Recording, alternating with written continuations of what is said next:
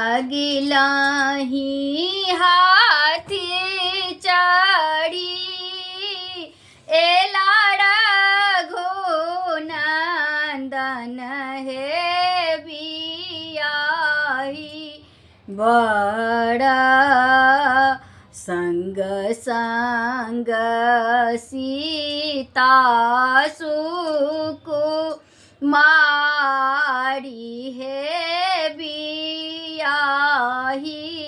बड़ा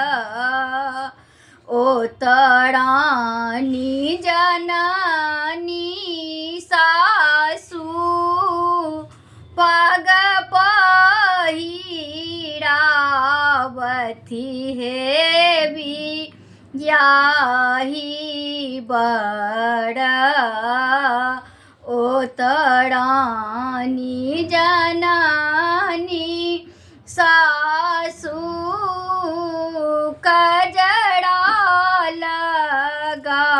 लगावती हे बियाही बड़ा गृह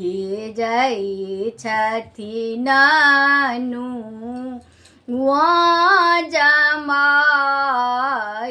हे बियाही बड़ा ए तड़ानी कौशल्या अम्मा को बड़ंगई छथि हे बियाही बड़ा ए तड़ानी कौशल्या अम्मा डाला सजावती हे बियाही बड़ा गृह एता सीता श्री राम हे बियाही बड़ा अगलाही हाथी चढ़ी ए लाड़ा घोनंदन हे बियाही बड़ा गृह एला सीता सुकुमारी हे बियाही बड़ा ओ तड़ा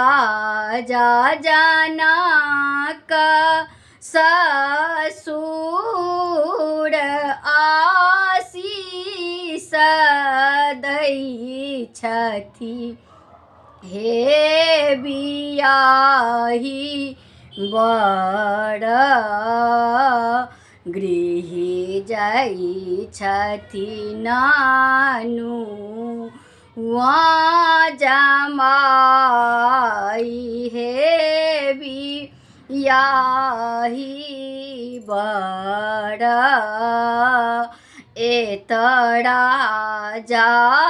दशरथ पिता वेद पढ़ै छथि हे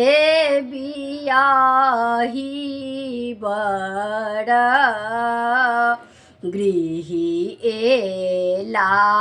सीता श्री राम हे बियाही बड़ा अगिलाही हाथी चढ़ी ए लाड़ा घोनंदन हे बियाही बड़ा संग संग सीता सुकुमारी हे बियाही बड़